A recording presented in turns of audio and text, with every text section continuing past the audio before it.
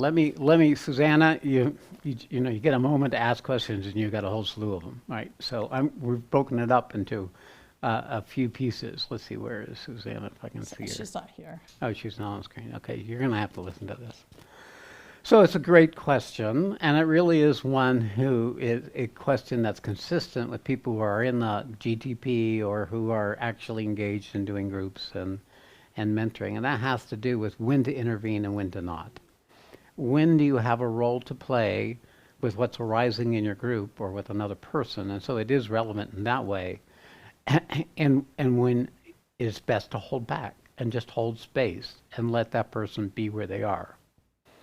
So the default is hold space and to be in responsibility to whatever is arising inside in yourself. That's the default. If there's doubt, be with the default, because the default will give you a sense of the validity of what it is you're inclined to speak. So it'll be like a way of checking with yourself to see if an intervention is coming from a deeper place than something that might still be influenced by your mood or your perception or your attractions and repulsions and all the rest that you suggested here.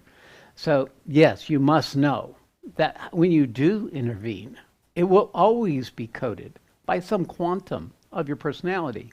The universe can only manifest imperfectly, and it therefore, what if our intent is true, it will have a force beyond the apparent effect. It'll be causal.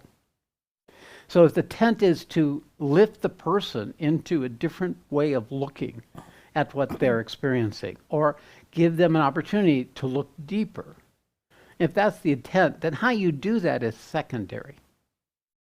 That's why I tell my people that you can't do wrong if you carry this intent. So therefore, no matter how it comes out, because what will happen is over the years, over time, you'll recognize that the secret is affinity.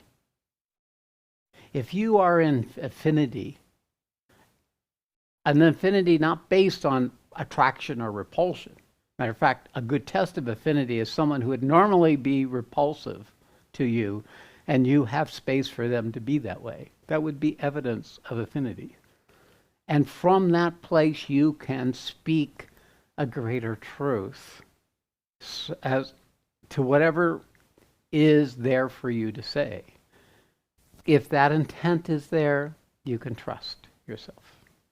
I mean, ultimately, when you get down to actually taking the role of holding the space for this force, this principle, this truth that we're all engaged in to come forward, a little is better than none.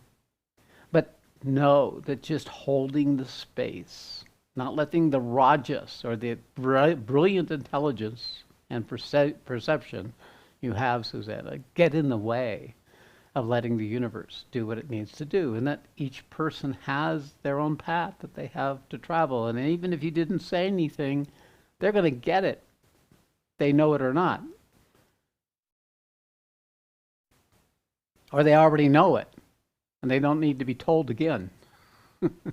Holding space gives permission for people to travel their own journey and to have faith in themselves. And that's where we're pointing to. That's what we're looking to enhance as we do this work.